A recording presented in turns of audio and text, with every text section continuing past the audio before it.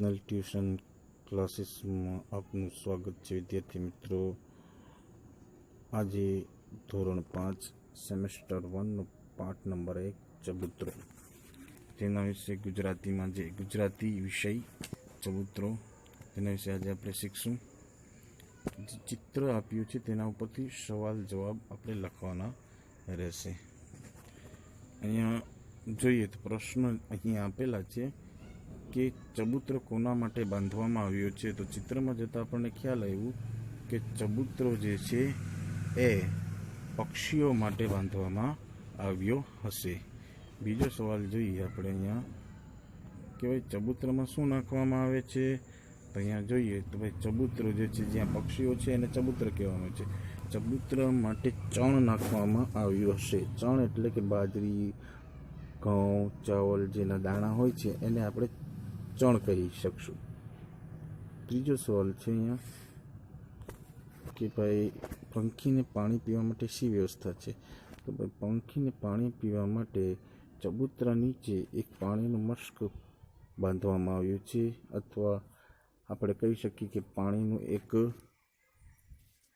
કોઈપણ જાતનું માટીનું એક વાસણ રાખવામાં આવ્યું છે। પ્લાસ્ટિકનું માટીનું કોઈપણ રીતે એક વાસણ રાખી અને તેને લટકાવવામાં આવ્યું છે। એ માટે પક્ષીઓના પાણી પીવાની વ્યવસ્થા રાખવામાં આવેલ છે। નિસરણીનો શું ઉપયોગ થતો હશે। નિસરણી એટલે કે આપણે કહી શકીએ કે સીડી।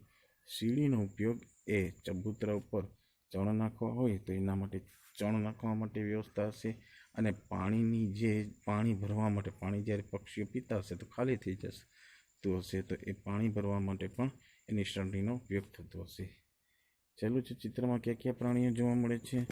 આ તમારે બધા જ ચિત્રમાં જે પ્રાણીઓ છે પ્રાણીઓની વાત થઈ છે, ફક્ત પ્રાણીઓ જ જોવાના, પક્ષીઓ નહીં।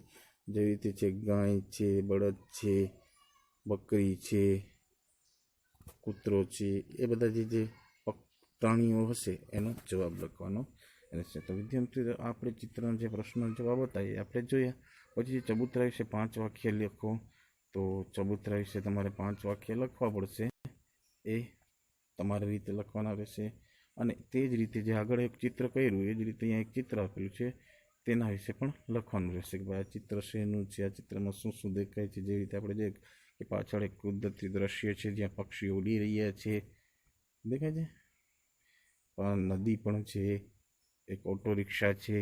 તેવા 5-10 વાક્ય લખી અને એ તમારે એક બુક્સમાં ઉતારી આ બધા પ્રશ્નોના જવાબ અને આ 2 પ્રશ્નના બીજાનો પ્રશ્નનો જવાબ લખી તમે એનો ફોટો પાડી અને મને વોટ્સઅપ કરવાનું રહેશે।